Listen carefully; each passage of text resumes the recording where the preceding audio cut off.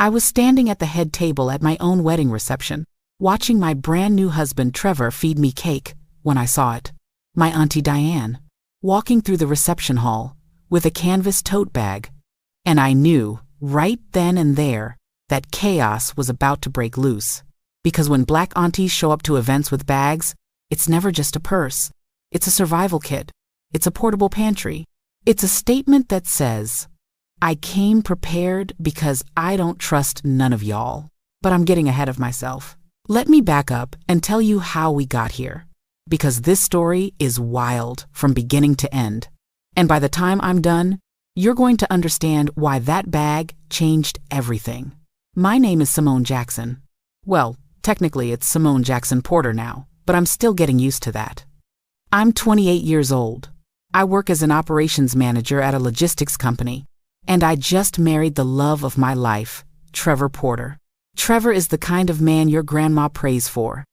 He's kind, he's hardworking, he's got a good job as an engineer, and he treats me like I'm the only woman on earth. Plus, he can cook. Not just throw some chicken in the oven, cook, but real, seasoned. Did you use Laurie's or your own blend cook? We'd been together for 4 years before he proposed.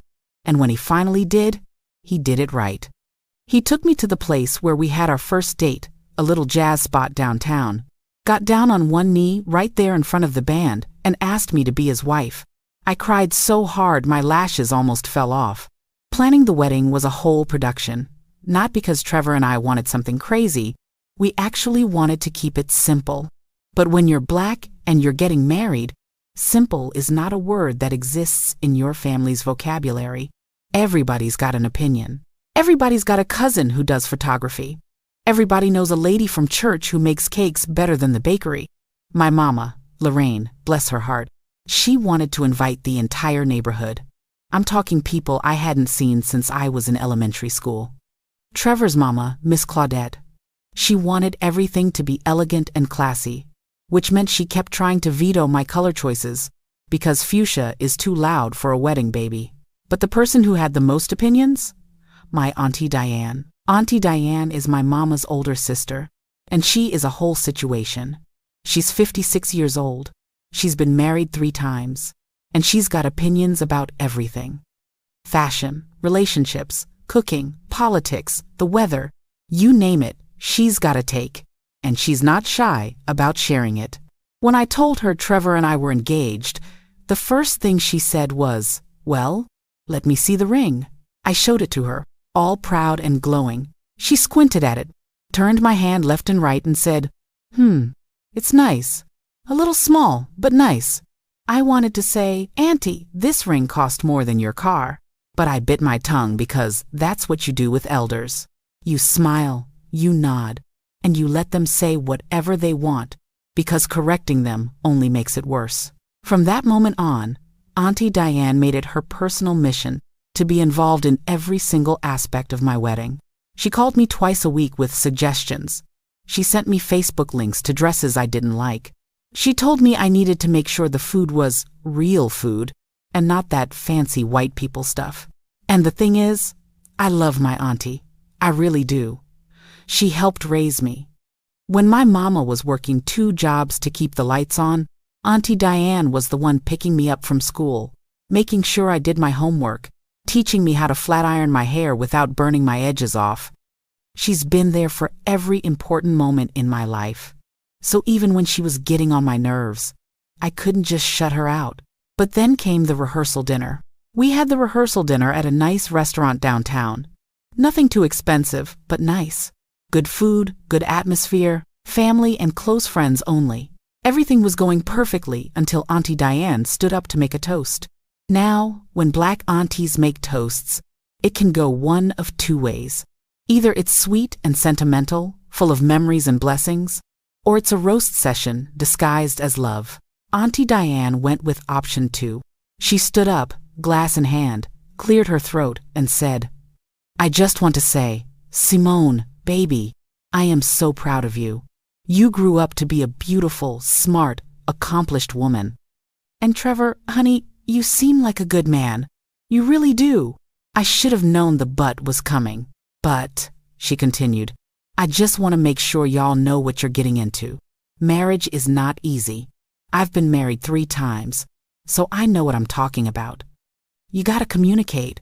You gotta compromise. And Simone, baby, you gotta learn how to cook more than spaghetti."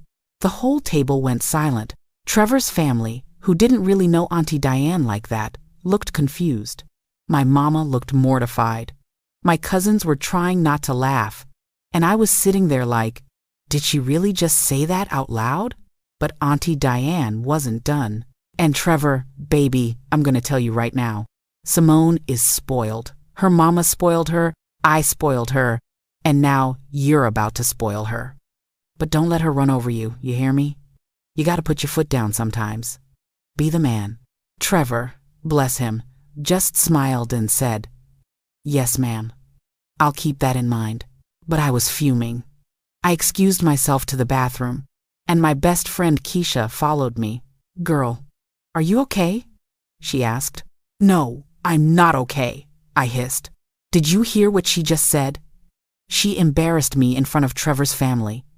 She made it sound like I can't cook, like I'm some spoiled brat who's going to ruin this marriage. Keisha rubbed my back.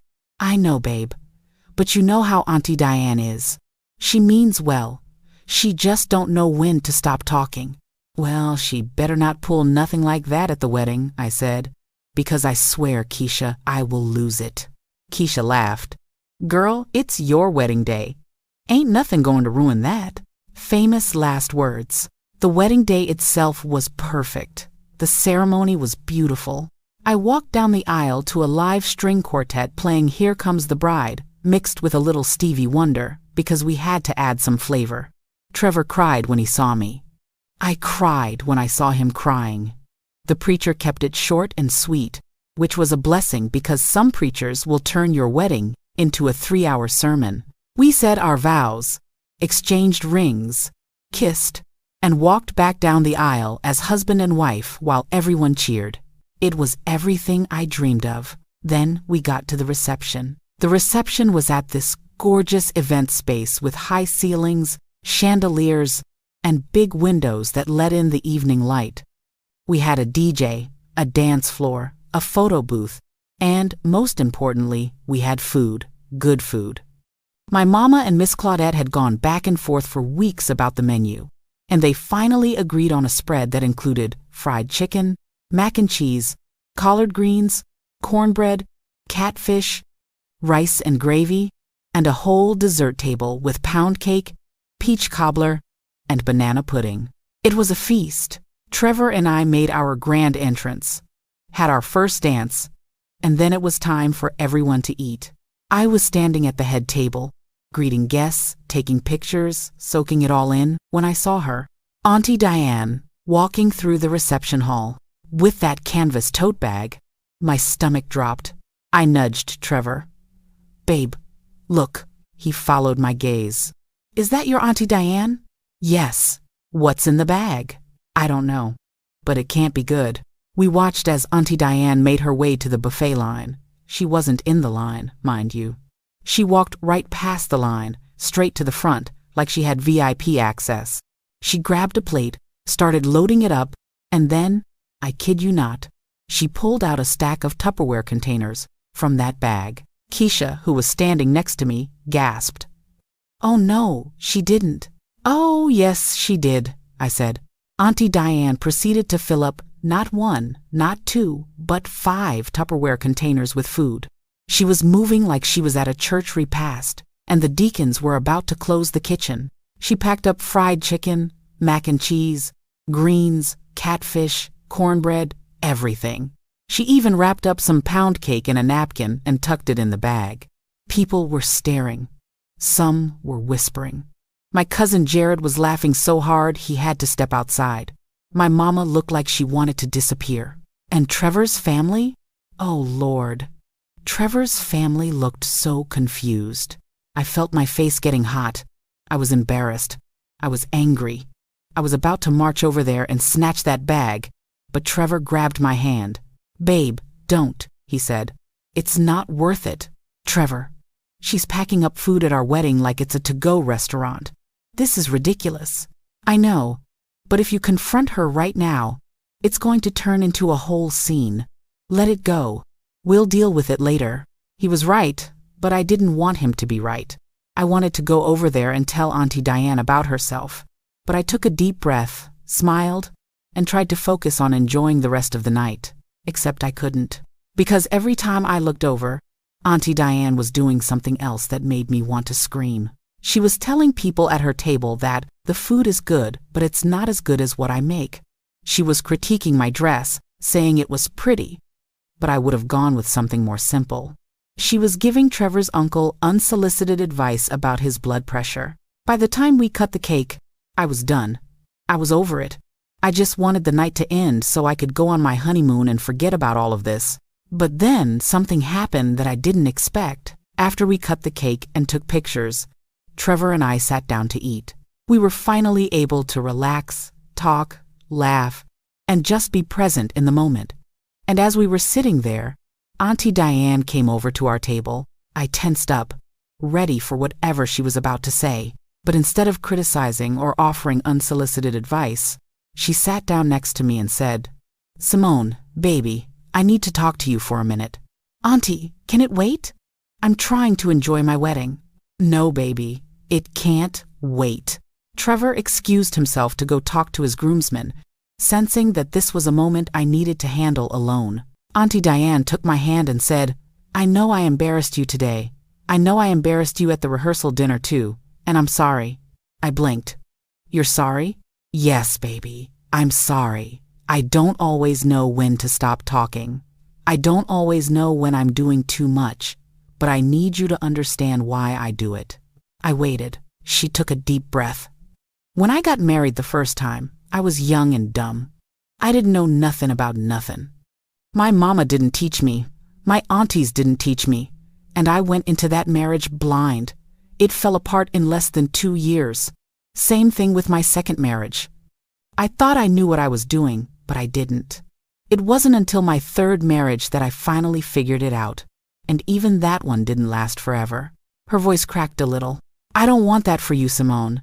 I don't want you to go into this marriage blind. I don't want you to make the same mistakes I made. So yes, I talk too much. Yes, I get in your business. Yes, I packed up food in Tupperware because, baby, this food is too good to waste, and I wanted to make sure I had something for later. But everything I do because I love you. You're like a daughter to me, and I just want you to be happy." I felt my eyes welling up. "Auntie, I know you love me. I do. But you got to trust that I know what I'm doing. Trevor and we've talked about everything. We've been to premarital counseling. We've had hard conversations about money, kids, family, all of it. We're going into this with our eyes wide open." She nodded. "I know you are, baby. And I'm proud of you. I really am. I worry because I love you. And I don't want to see you hurt." I squeezed her hand. "I appreciate that, Auntie. I really do. But you got to let me live my life. You got to let me make my own choices, even if they're not the choices you would make. And you got to trust that Trevor and I are going to be okay." She wiped her eyes. "You're right. You're absolutely right. I'm sorry, baby. I'll back off. I promise." We hugged, and in that moment, I realized something. Auntie Diane wasn't trying to sabotage my wedding. She wasn't trying to embarrass me. She was just trying to protect me in the only way she knew how. And yeah, her methods were a little over the top, but her heart was in the right place. After that conversation, the rest of the night went smoothly. Trevor and I danced, laughed, and celebrated with our family and friends. We even had a second line, which was Trevor's idea, and it was the highlight of the night. Everybody was dancing, waving napkins in the air, and having the time of their lives. When it was time to leave, Auntie Diane pulled me aside one more time. "Before you go, I want to give you something," she said. She reached into that infamous tote bag and pulled out a small wrapped box. "What's this?" I asked. "Open it." I unwrapped it and found a beautiful gold bracelet inside. It was delicate, elegant, and clearly expensive. "Auntie, I can't accept this. Yes, you can. That bracelet belonged to your grandma. She gave it to me before she passed, and she told me to give it to you when you got married. She wanted you to have something from her on your special day. I started crying all over again. My grandma had passed away when I was 16, and I missed her every single day. Thank you, Auntie, I whispered. You're welcome, baby. Now go on and enjoy your honeymoon. And remember, if Trevor acts up, you call me. I'll straighten him out. I laughed. I will. Trevor and I left the reception in a vintage car that his best man had rented for us, and as we drove away, I looked back at the venue and saw Auntie Diane standing outside, waving, with that tote bag still on her shoulder. And you know what? I wasn't mad anymore. Because the truth is, Black aunties are a whole vibe. They're loud, they're opinionated, they're unapologetically themselves. They'll embarrass you in public, critique your outfit, and pack up food in Tupperware without a second thought. But they'll also love you harder than almost anyone else in your life. They'll show up for you, fight for you, and make sure you know you're never alone. Auntie Diane brought her own Tupperware to my wedding reception, and yeah, it was embarrassing at the time. But looking back, it's one of my favorite memories. Because it's so her. It's so us. It's so Black family. And honestly, I wouldn't have it any other way. Now, here's the thing. The story doesn't end there. Because 3 months later, I found out something that completely changed how I saw that whole day. Trevor and I were back from our honeymoon. We'd moved into our new house, and we were settling into married life. Everything was good, great, even. We were figuring out how to navigate living together, combining our stuff, learning each other's habits. It was an adjustment, but we were making it work. One Saturday afternoon, my mama called and asked if she could come over. She said she needed to talk to me about something important. I figured it was about some family drama, or maybe she wanted to vent about my uncle, who was always getting on her nerves. But when she showed up, she had a serious look on her face that made me nervous. "Mama, what's going on?"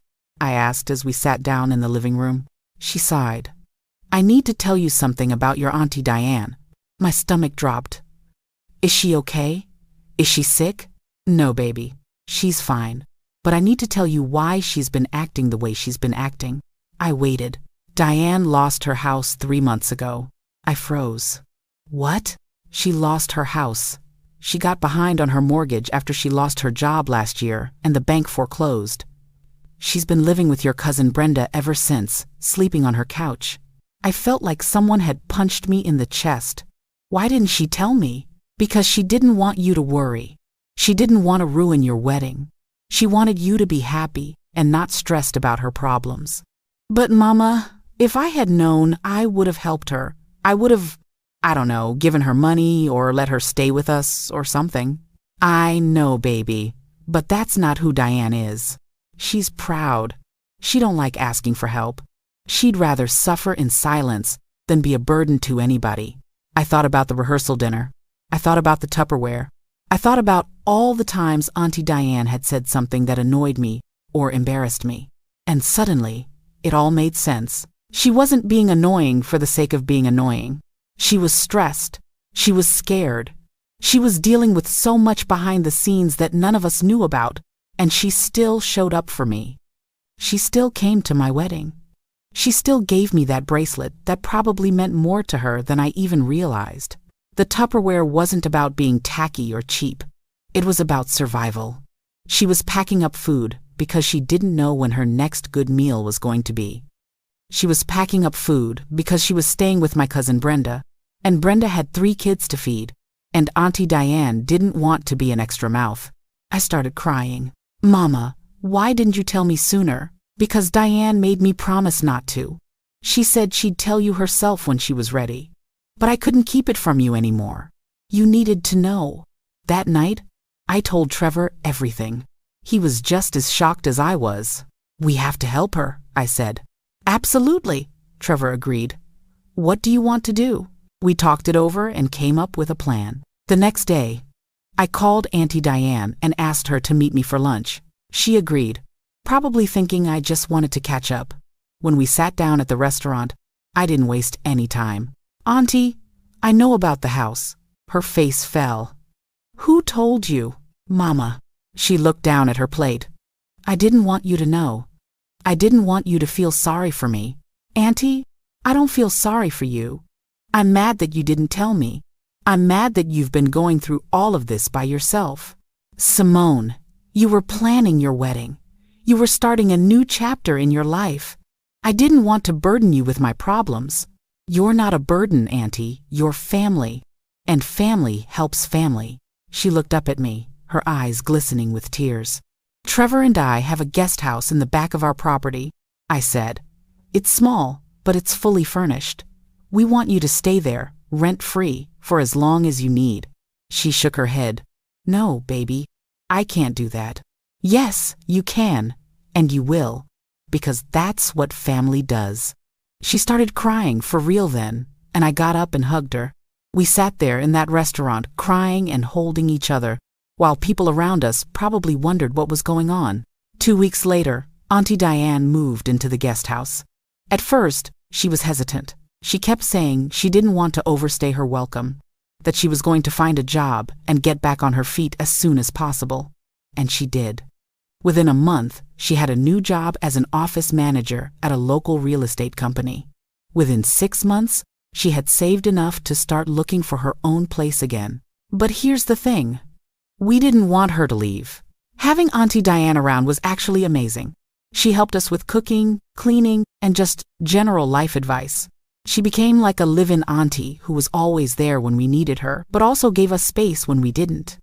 She and Trevor developed this hilarious relationship where she'd roast him about little things, like the way he organized the garage, or the fact that he put ketchup on his eggs. And he'd roast her right back about her obsession with HGTV and her collection of church hats. One night, the three of us were sitting on the back porch, drinking sweet tea and just talking, when Auntie Diane said something I'll never forget. You know, Simone, when I packed up that food at your wedding, I felt so ashamed. I thought people were judging me. I thought you were judging me. And I was right. Y'all were. I started to protest, but she held up her hand. No, baby, let me finish.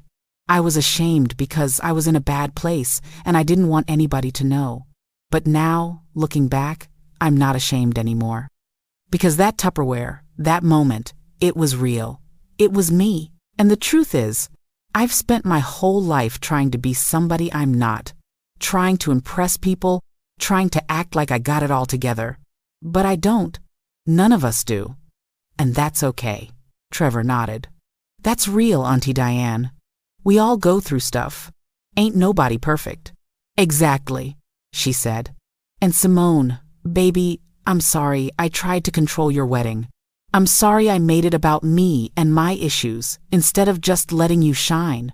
You deserved better than that. Auntie, you were dealing with a lot. I get it now. And honestly, I wouldn't change a thing. Because that day, as chaotic as it was perfect. It was us. It was family. She smiled. You're a better woman than me, baby. I learned from the best, I said. We sat there in comfortable silence for a while, listening to the crickets and watching the fireflies dance in the yard. And in that moment, I realized something important. Family isn't about being perfect. It's not about having it all together or never making mistakes. It's about showing up, even when things are hard. It's about loving each other through the mess. It's about Tupperware at weddings and second chances, and knowing that no matter what, you've got people in your corner. Auntie Diane ended up staying with us for almost a year before she found a cute little townhouse about 20 minutes away. We helped her move in, furnished the place, and made sure she had everything she needed. She cried when we gave her a housewarming gift, a set of brand new Tupperware containers with her initials engraved on them. Y'all are too much, she said, laughing through her tears. We learned from the best, Trevor said, winking at me. Now, Auntie Diane comes over for Sunday dinners. She brings her famous mac and cheese. We provide everything else, and we sit around the table talking, laughing, and just being family. And yeah, she still has opinions about everything. She still gives unsolicited advice. She still packs up leftovers in Tupperware before she leaves. But now, I don't mind. Because I understand that it's not about the Tupperware. It's about love. It's about survival. It's about making sure nothing goes to waste, whether it's food or moments or relationships. So here's what I learned from all of this. Black aunties are a trip, no doubt. They're going to embarrass you, test your patience, and show up to your wedding with a whole tote bag full of Tupperware. But they're also going to love you fiercely. They're going to show up when it matters. They're going to teach you lessons you didn't even know you needed to learn. And sometimes, the people who frustrate you the most are the ones who need grace the most. Auntie Diane brought her own Tupperware to my wedding reception, and at the time, I thought it was the most embarrassing thing that could happen. But now, I look back on that day and smile. Because it wasn't about the Tupperware. It was about a woman who was struggling but still showed up for the people she loved. It was about family. It was about resilience. It was about making sure you always have something to take home, even when life tries to take everything from you. So the next time your auntie shows up to an event with a suspicious-looking bag, don't judge her. Don't assume she's just being extra. Ask her how she's doing. Ask her if she needs anything. Show her grace.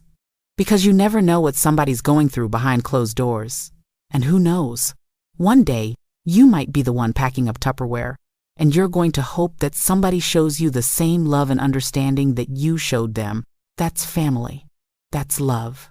That's life. And honestly, I wouldn't trade it for anything in the world. Not even for a wedding reception without Tupperware. Like this video if it touched something in you. Subscribe if you want to hear more stories about what it means to be human, to be family, and to choose love, even when it's complicated. I'll see you next time.